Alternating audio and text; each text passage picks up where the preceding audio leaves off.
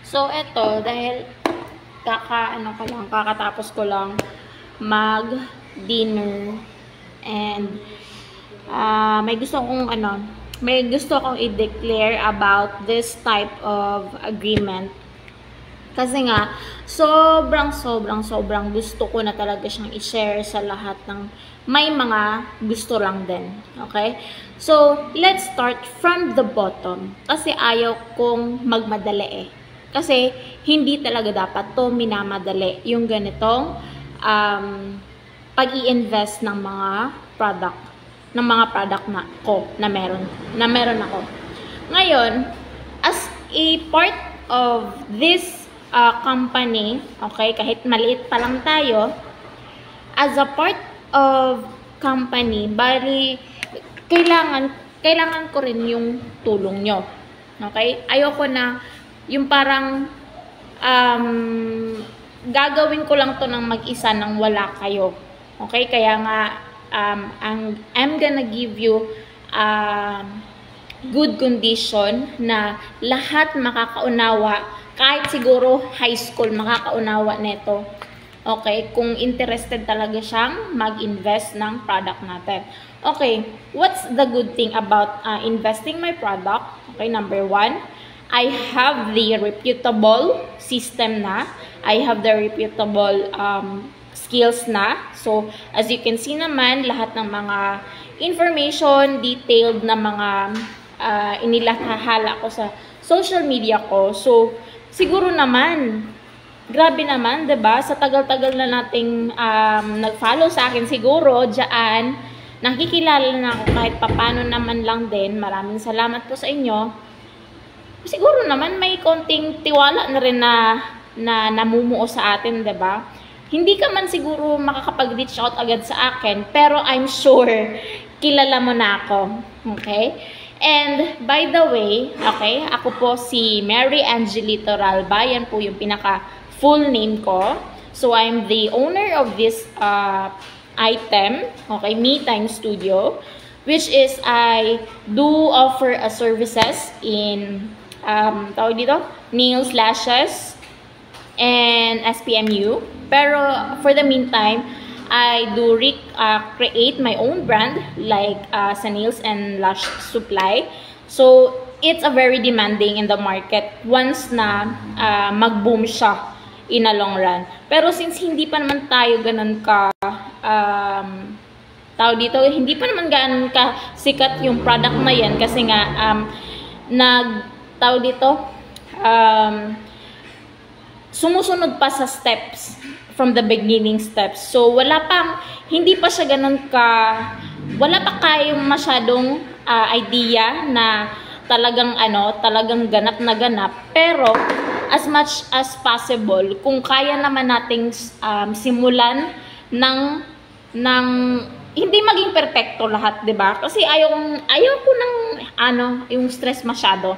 Alam mo yung parang nag-i-enjoy lang tayo sa pera natin, na extra money natin. Kung sakali mang meron tayong mga extra money. Wait lang ha. Okay, now, hindi ko rin kayo ipipressure. Bakit? Kasi ayaw ko rin mag-risk ng ganun kalaking halaga kung hindi natin nalalaman yung ini-invest natin. Ngayon, since alam nyo na yung mga product na yon is talagang in demand siya sa market, sa mga salon, in demand talaga yan. Lalo na ako yung nagpresenta sa inyo ng sample through video, actual, or gusto nyo makita personal, walang problema. Ang kailangan lang is pera. Kayo, yung susuporta sa akin. Okay? Ngayon, kung sakali man, isa ka sa mga may gusto, talagang matagal mo nang gusto na magkaroon din ng sariling brand. Okay? I'm gonna help you. Magtulungan tayo. Mag-resell ka. Mag-shareholder ka. Okay? What's the difference about that?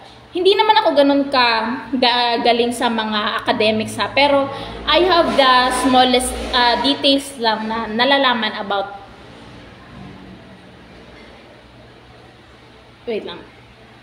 sa the two types of that. Okay, si resell kasi more on work progress. talagang siya yung magbebenta. Si shareholder naman, it's a part of a company na kung ano man yung gagawin ko sa pera mo, you have the liquidity stake from that. May share ka. But we will discuss about how we can get sustainable interest from that part owner. Okay? Alam mo yung ganon? So, ako naman, bilang owner, hindi rin ako papayag na basta ko lang siya i-invest yung pera na yon sa hindi tayo kikita din. Hindi rin ako kikita. Hindi ka rin kikita sa akin. Ganon ako. Okay? Ngayon, ang product kasi na to is hindi siya pang short term. Okay? Hindi siya pang short term. Ibig sabihin, pang matagalan to sa industriya. Okay? Kung mapapansin mo, hindi siya basta yung mabibili mo lang, ay kumbaga parang sa salon mo lang siya gagamitin. Hindi. Pwede siyang pang personal use. Pwede siyang pang training use. Kung sakaling gagamitin mo yung product na yun sa training use. You have also your own brand. Okay? So, pwede nating gawan ng sarili mong label. Parang ganun. So, ang marketing natin is gumawa talaga ng malaking pangalan pagdating sa ganitong mga products. So, since ako na mismo nag-guarantee sa product na yan na talagang maganda yung slow connection kasi kaya nag-i-stop ako kasi nagpuputol-putol din kasi yung boses ko kaya pagpasensya nyo na. So maganda yung quality na ibibigay din sa akin. Ngayon, napaka-less risk factor na lang yung makukuha natin kasi bakit? Nasubukan ko na yung product, matagal na panahon na. Ngayon, pera na lang talaga kulang. Pera at kayo yung tutulong sa akin. Okay?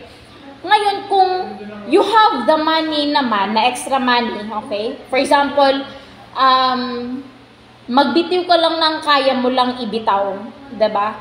Then, up to you kung gusto mong magbenta ng mag-resell o kaya mag-part ka ng isang company, diba? So, may porsyento ka dyan. Kung saan ka man kikita ng mas malaki, pag-usapan natin ng maigi. Ngayon, I set an appointment this coming Monday. Mag-uusap-usap tayo. Okay? Kasi, mahirap kasi pagka hindi nyo ko nakikita personal, hindi nyo ko nakikilala personal. Like, ang daming mga doubts na maraming doubts na pinagtatawanan pa nga ako dun eh. Hindi ko alam kung bakit sila nagtatawanan sa post ko na it's a serious business. Hindi siya basta yung business meeting lang. Hello? Tapos, kung hindi naman related to sa buhay mo, itong in-offer mo, hindi mo kailangan pagtawanan. Just scroll it. Diba? Hindi mo kailangan magpatawa. Hindi ako nagpapatawa, in short. Okay? So, ngayon, ayun na. This coming Monday, antabayanan ko kayo, mag-set tayo ng isang meeting, okay? Kasi, wait lang. Mag-set tayo ng meeting, okay?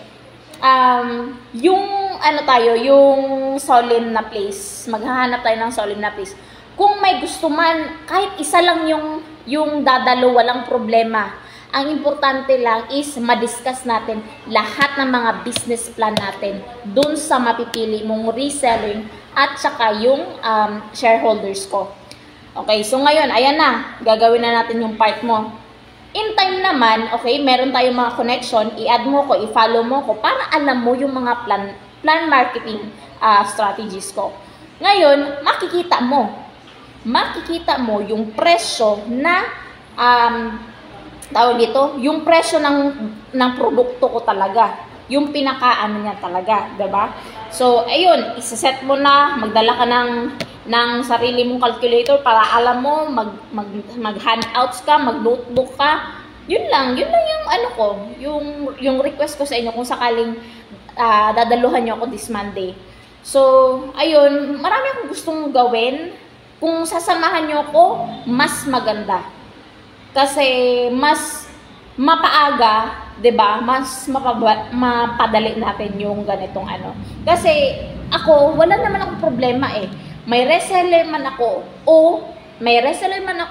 wala akong shareholder, wala naman akong problema eh. Kasi sa akin naman yung kinita ko eh.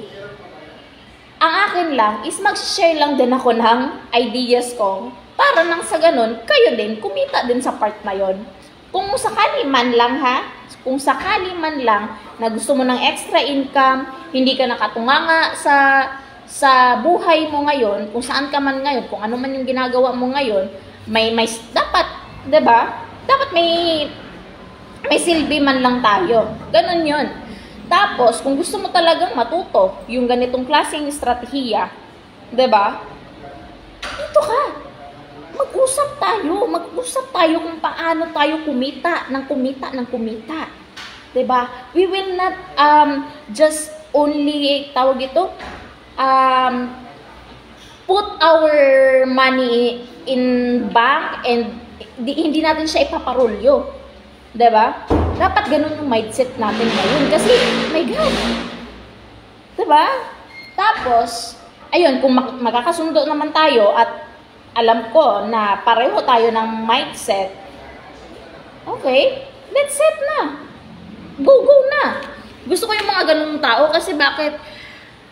The more na may gustong sumama sa mga ganong discussion, talagang nagpupursige ako sa buhay. Ewan ko ba, parang feeling ko parang CEO na ako, charot. Seryoso talaga. Parang ang sarap lang sa feeling na kapag ka may ma-share kang mga idea, tapos yung mga nakikinig naman sa'yo, parang na-curious din sila. Yung parang ganon.